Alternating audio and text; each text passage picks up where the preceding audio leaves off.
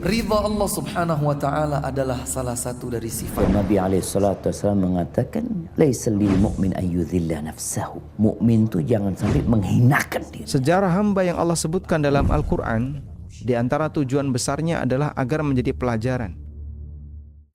Bismillahirrahmanirrahim. Assalamualaikum warahmatullahi wabarakatuh.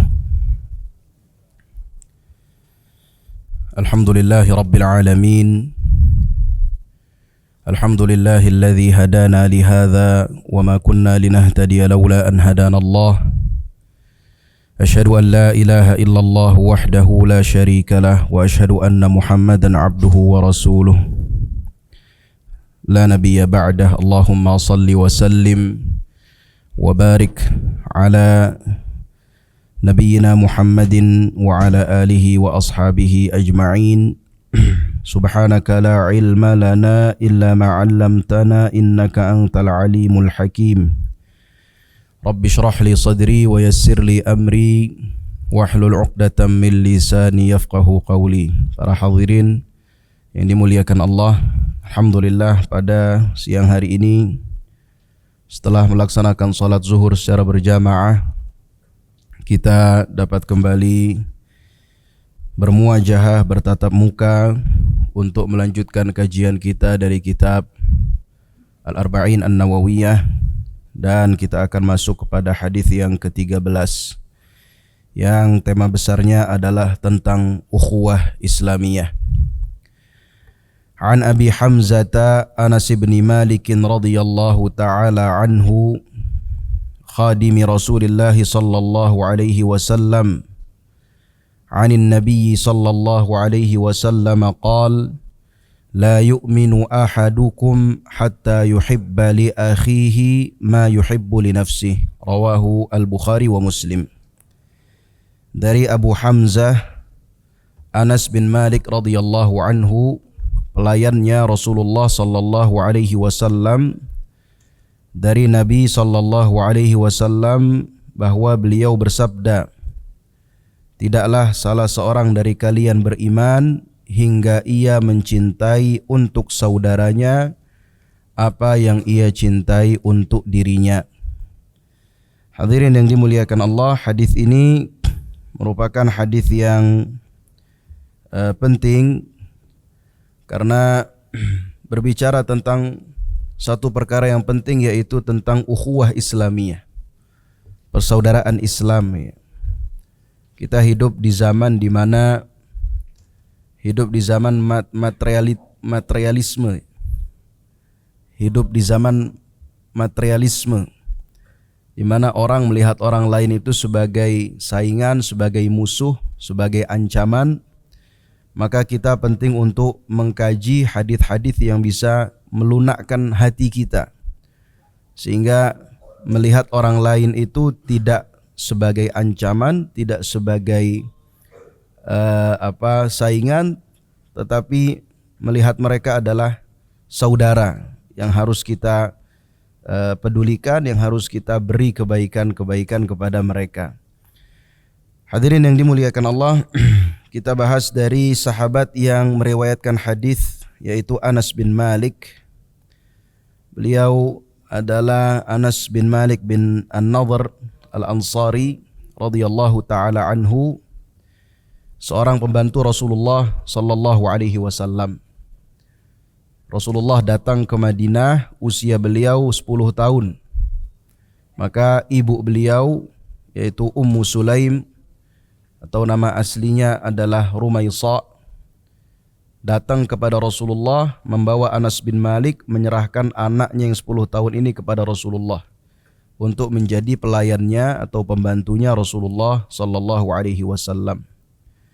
Dan sebagaimana kesaksian dari Anas bin Malik bahwa selama beliau menjadi pembantu Rasulullah kurang lebih 10 tahun sampai nanti akhirnya Rasulullah wafat, beliau tidak pernah mendapati Rasulullah sallallahu alaihi wasallam menghinanya atau mencelanya atau merendahkannya.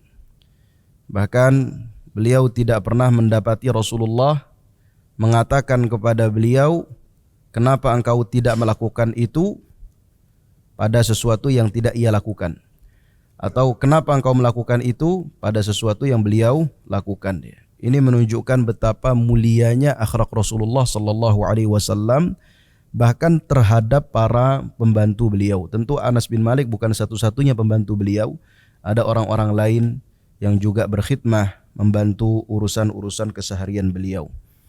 Hadirin yang dimuliakan Allah, dan beliau termasuk sahabat yang didoakan oleh Rasulullah sehingga nanti hartanya dan keturunannya diberkahi oleh Allah Subhanahu wa taala.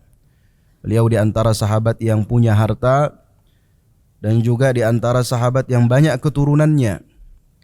Ada yang mengatakan bahwa keturunannya sampai 100 dan usianya panjang ya. Beliau wafat pada tahun 91 atau 92, ada juga yang mengatakan 93 Hijriah, pada usia 100 tahun atau lebih sedikit ya. Dan jasa beliau juga dalam meriwayatkan hadis, dalam mewariskan khazanah ilmu Rasulullah sallallahu alaihi wasallam begitu besar. Karena beliau termasuk 7 sahabat yang paling banyak meriwayatkan hadis. Bahkan di antara sahabat Madinah itu beliau yang paling banyak meriwayatkan hadis. Kalau seluruh sahabat Madinah, Ansar, Muhajirin, maka beliau di antara 7 orang. Nah, tapi kalau di antara sahabat Madinah saja, maka beliau adalah yang paling banyak meriwayatkan hadis. Artinya apa? Artinya walaupun ketika Rasulullah wafat, beliau masih muda. Rasulullah wafat kurang lebih usia beliau 20 tahun, Pak. Karena tadi menjadi pembantu usia 10, lalu membantu Rasulullah sampai Rasulullah wafat. Di Madinah Rasulullah kurang lebih 10 tahun. Jadi ketika Rasulullah wafat, usia Anas bin Malik 20 tahun. Jadi walaupun ketika Rasulullah wafat usia beliau masih 20 tahun, masih muda belia, tapi beliau sudah menghafal banyak sekali hadis-hadis Rasulullah sallallahu alaihi wasallam yang nantinya akan beliau riwayatkan kepada murid-murid beliau. Salah satu hadis yang beliau riwayatkan adalah hadis yang siang hari ini kita baca. Beliau wafat di Basrah pada tahun 91 Hijriah, atau tadi 92, ada juga yang mengatakan 93. Hadirin yang dimuliakan Allah, dalam hadis ini Rasulullah bersabda, la yu'minu ahadukum. Maknanya apa? Kalau kita terjemah secara literal artinya tidak beriman salah seorang dari kalian. La. Tapi apakah maknanya tidak beriman artinya kafir? Nah, ini yang perlu kita kaji lebih dalam ya, agar kita tidak salah memaknai hadis ini. Hadirin yang dimuliakan Allah, la di dalam bahasa Arab itu ada 2. Ada la an-nahiyah, lalu ada la an-nafiyah. La an-nahiyah maknanya adalah larangan. Contohnya la tashrab, jangan minum. Gitu ya. Atau dalam Al-Qur'an la taqrabuz zina, jangan mendekati zina. Ini la yang pertama yang bermakna larangan. Lalu ada la yang kedua yang bermakna an-nafiyah, penafian, menafikan sesuatu. Dalam bahasa Arab demikian deh. Ada la an-nahiyah, ada la an-nafiyah. Nah, dalam konteks hadis ini, la dalam hadis ini yaitu bermakna penafian, menafikan. La an-nafiyah. Jadi maknanya bukan larangan, tapi menunjukkan ketidakadaan gitu ya. Nah, la an-nafiyah ini kata para ulama maknanya ada 3. La an-nafiyah maknanya ada 3. Yang pertama bisa menunjukkan ketidakadaan. Contohnya la taliba fil fasli, tidak ada murid di kelas. Gitu ya. Berarti memang tidak ada murid di kelas. Lalu yang kedua, makna dari la an-nafiyah, la yang menafikan ini adalah menafikan kesempurnaan. Contohnya hadis ini, la yu'minu ahadukum, tidak beriman salah seorang dari kalian, bukan artinya dia tidak punya iman, tapi tidak sempurna imannya. Jadi yang dinafikan bukan keimanannya, tetapi kesempurnaan imannya. Lalu makna yang ketiga dari la an-nafiyah adalah menafikan keabsahan. Contohnya Rasulullah bersabda, la salata liman lam yaqra bi Fatihatil kitab. tidak ada solat bagi orang yang tidak membaca surat Al-Fatihah. Maksudnya apa? Solatnya tidak sah. Solatnya mah ada karena dia kerjakan, tapi tidak sah. La nikaha illa biwaliyin wa syahidai adlin. Tidak ada nikah kecuali dengan wali dan 2 saksi yang adil. Maksudnya apa? Tidak sah nikahnya gitu ya tanpa wali. Jadi makna la an-nafiyah tidak ada 3. Dan dalam konteks hadis ini yaitu makna yang kedua yang dinafikan adalah kesempurnaan. Sehingga makna la yu'minu ahadukum, tidak beriman salah seorang dari kalian, itu bukan imannya yang dinafikan tetapi kesempurnaan imannya. Dan kata seperti ini banyak atau seringkali diungkapkan oleh Rasulullah dalam hadis-hadis yang lain. Contohnya Rasulullah bersabda, wallahi la yu'min, wallahi la yu'min, wallahi la yu'min. Demi Allah tidak beriman, demi Allah tidak beriman, demi Allah tidak beriman. Siapa wahai Rasulullah? Man la ya'manu jaruhu bawa'iqahu. Siapa yang tetangganya merasa tidak aman dari gangguan-gangguannya. Kata Rasulullah, demi Allah dia tidak beriman. Yang tetangganya tidak merasa aman dari gangguannya. Tapi bukan artinya dia kafir. Tidak beriman di sini yang dinafikan bukan keimanan, tapi kesempurnaan iman. Imannya tidak sempurna ketika seseorang atau ketika tetangganya merasa tidak aman dari gangguannya. Dan juga hadis-hadis lain yang sangat banyak yang menggunakan ungkapan seperti ini. Hadirin yang dimuliakan Allah, lalu beliau melanjutkan, hatta yuhibba li akhihi ma yuhibbu li nafsihi. Sampai dia mencintai untuk saudaranya apa yang ia cintai untuk dirinya. Ini hadis ini sering diterjemahkan begini, Pak. Tidak beriman salah seorang dari kalian sampai dia mencintai saudaranya sebagaimana ia mencintai dirinya, gitu ya. Sering diterjemahkan demikian. Ya, walaupun mungkin maknanya mirip, tapi kalau kita lebih detailkan, maknanya tidak demikian. Jadi bahasanya hatta yuhibba, hatta artinya sampai, hingga. Yuhibba dia mencintai, li akhihi untuk saudaranya. Ma apa yuhibbu yang ia cintai, li nafsihi untuk dirinya. Jadi sampai dia mencintai untuk saudaranya apa yang ia cintai untuk dirinya. Apa sih yang kita cintai untuk diri kita, Pak? Kebaikan tentunya ya. Nah, makanya kalau kita baca syarah hadis ini disyarah oleh para ulama sehingga maknanya adalah tidaklah sempurna iman salah seorang dari kalian hingga dia mencintai kebaikan untuk saudaranya sebagaimana dia mencintai kebaikan untuk dirinya. Dan kalau kita cari dalam riwayat yang lain, ternyata ada hadis yang lain yang kata-katanya itu lebih detail ya, lebih sharih ya, lebih tegas begitu. Yaitu hadis riwayat Al-Imam At-Tabrani dan juga Al-Imam Ibnu Hibban. Rasulullah bersabda, la yablughu 'abdun haqiqatal iman.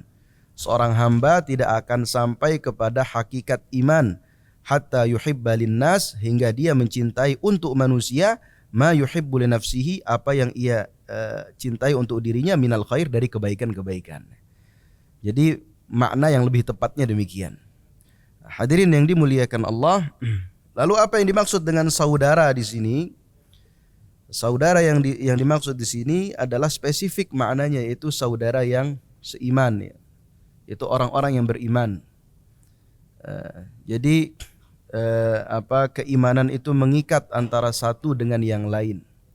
Kalau kita pergi ke satu tempat, Pak, lalu ketemu dengan orang yang beriman, sama-sama muslim, sama-sama menyembah Allah, sama-sama tidak minum khamr, sama-sama tidak makan babi, sama-sama menjauhi zina, sama-sama peduli terhadap halal haram, sama-sama menutup aurat kalau yang perempuan khususnya, ya kan, sama-sama punya batasan-batasan, maka kita akan merasa satu circle.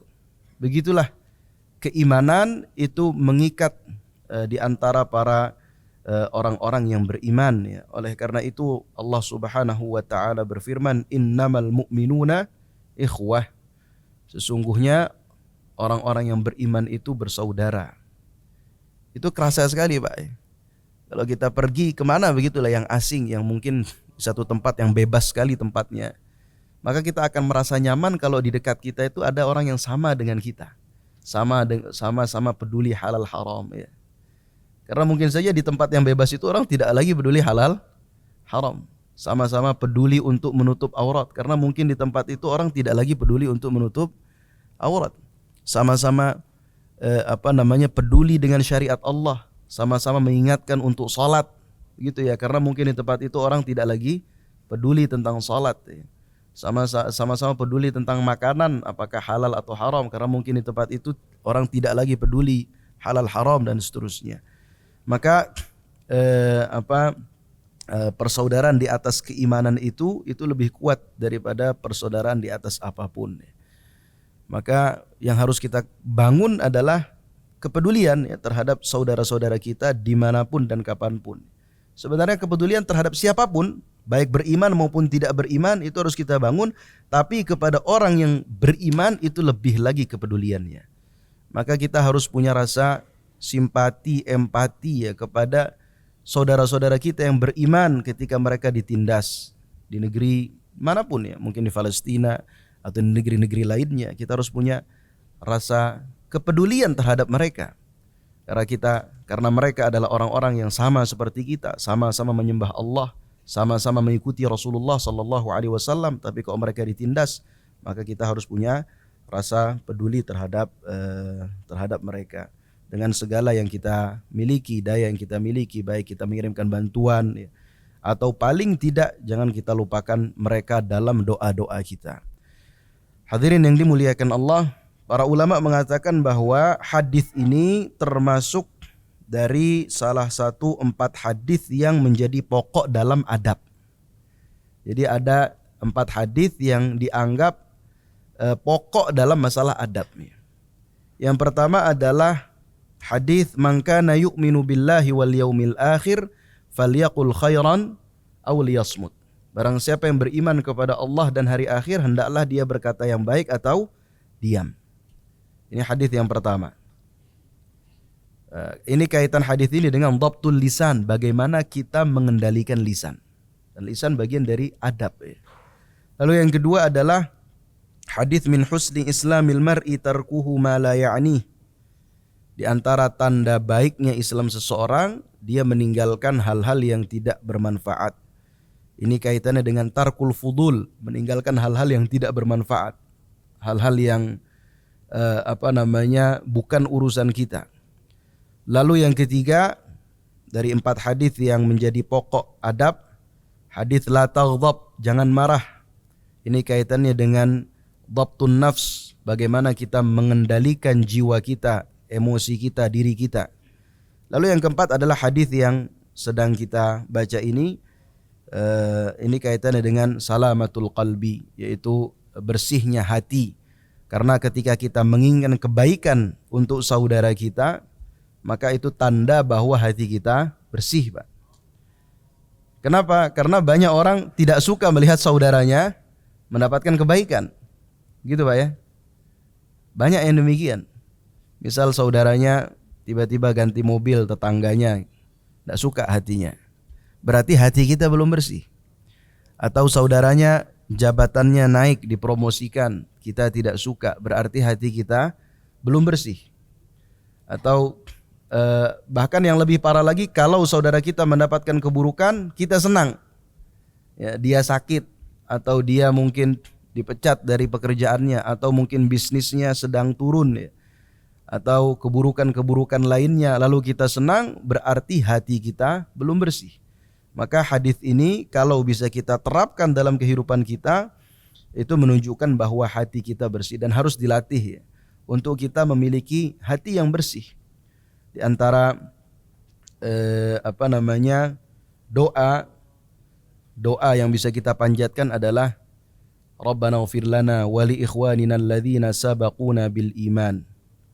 Ya Allah, ampunilah kami dan ampuni saudara-saudara kami yang telah mendahului kami dengan keimanan. Wala taj'al fi qulubina ghillal lil ladzina amanu.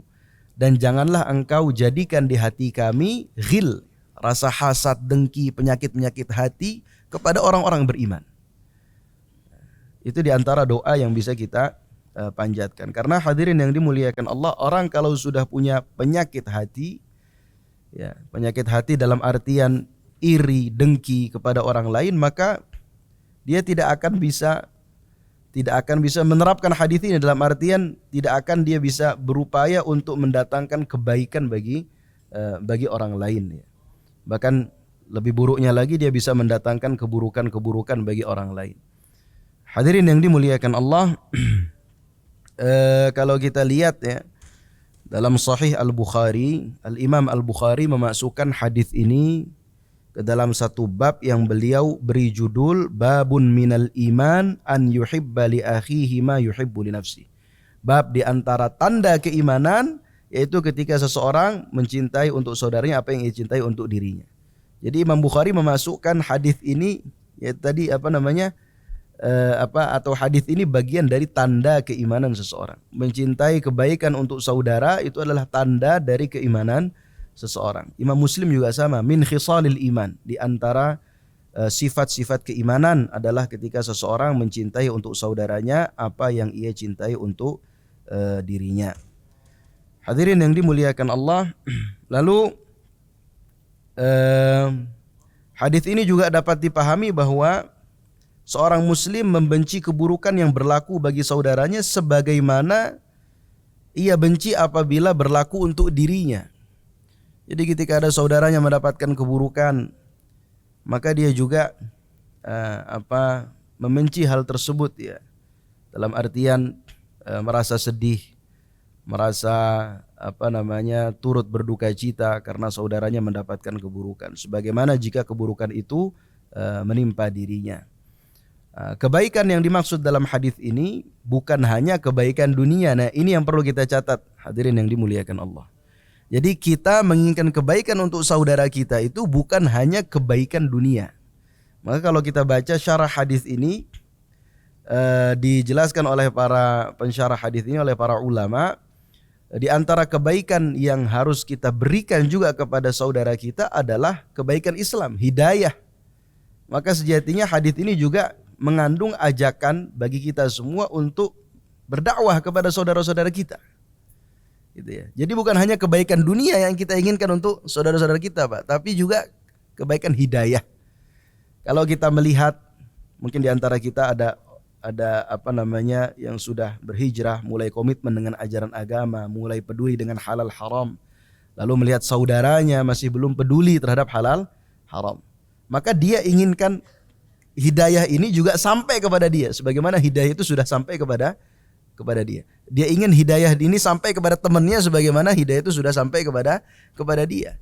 Maka apa yang dia lakukan? Dia mengajaknya dengan cara yang hikmah tentunya, dengan cara yang mendekatkan, ya, dengan cara yang persuasif, bukan dengan cara yang membuat orang kabur.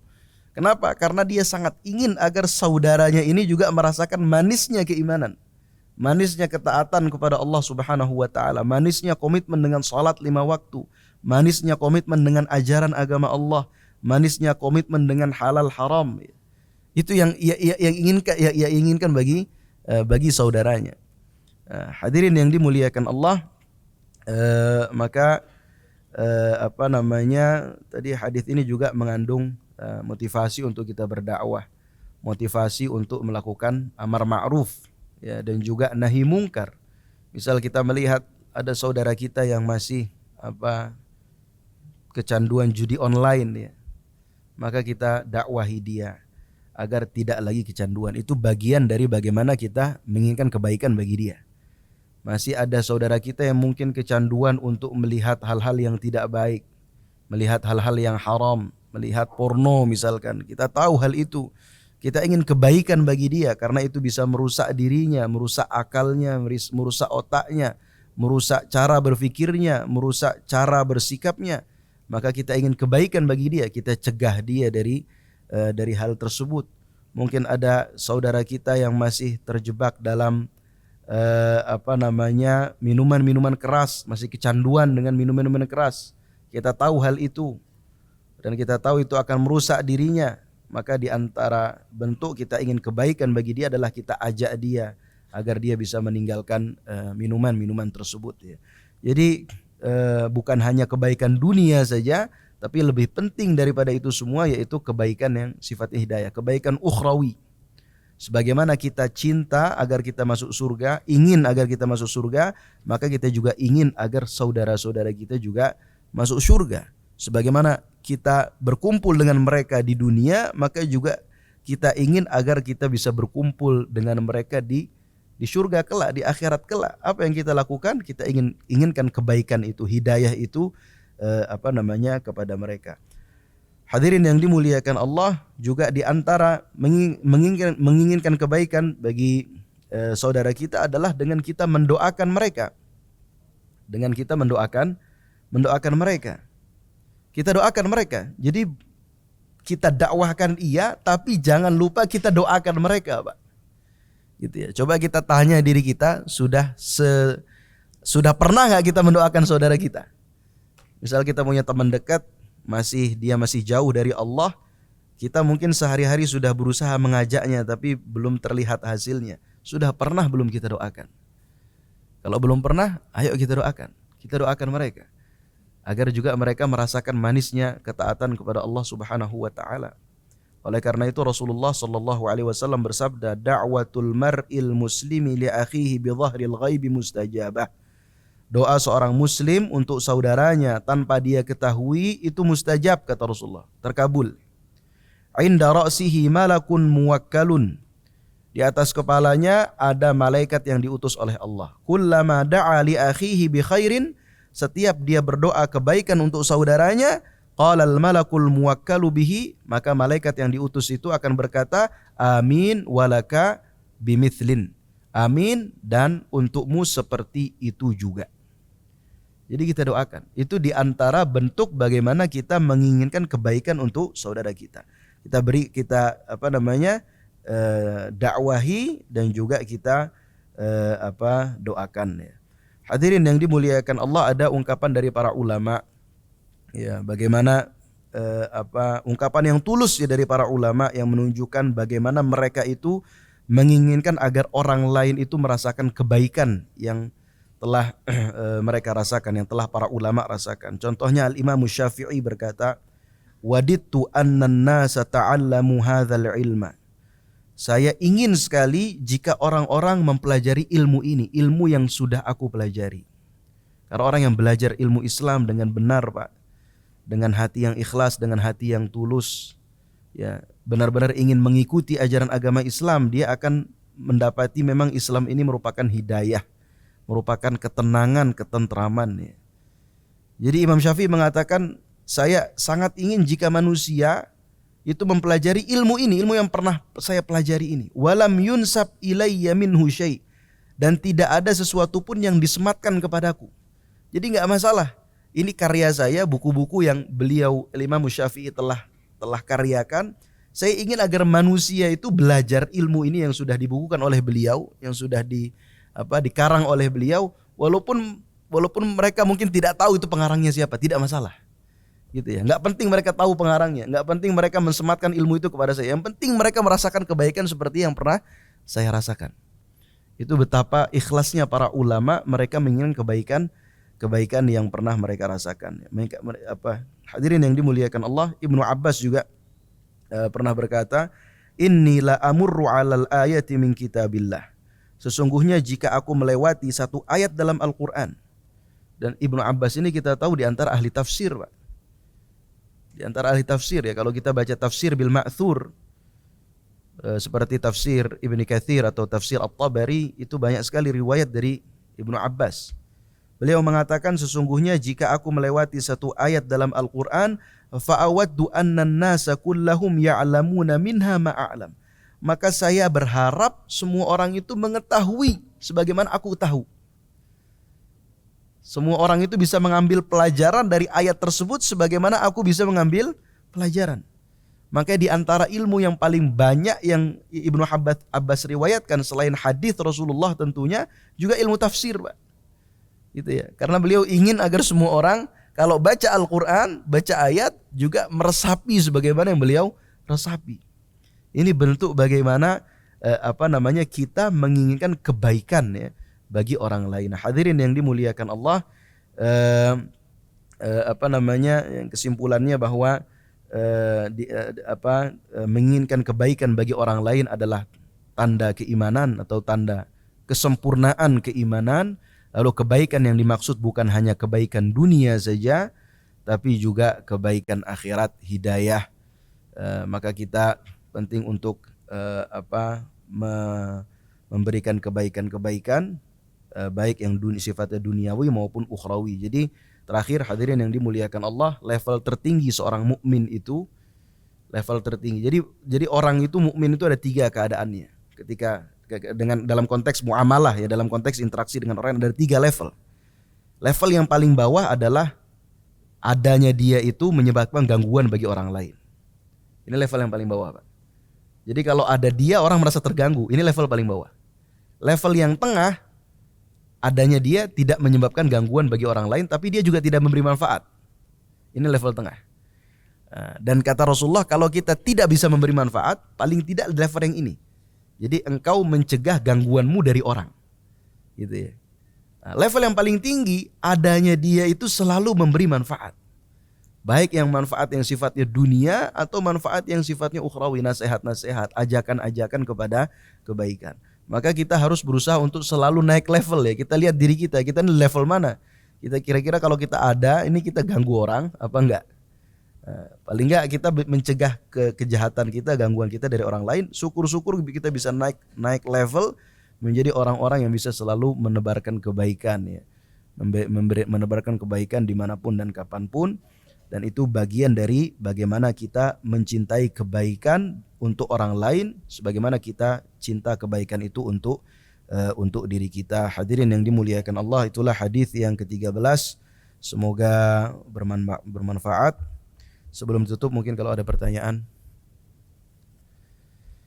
Kalau tidak ada, mohon maaf bila ada kata-kata yang kurang berkenan, mohon diingatkan bila ada ilmu yang salah dari yang telah saya sampaikan. Aqulu qauli hadza wa sallallahu ala nabiyyina Muhammadin wa ala alihi wa sahbihi wasallam. Subhanakallahumma wa bihamdika asyhadu an la ilaha illa anta astaghfiruka wa atubu ilaik. Wassalamu alaikum warahmatullahi wabarakatuh.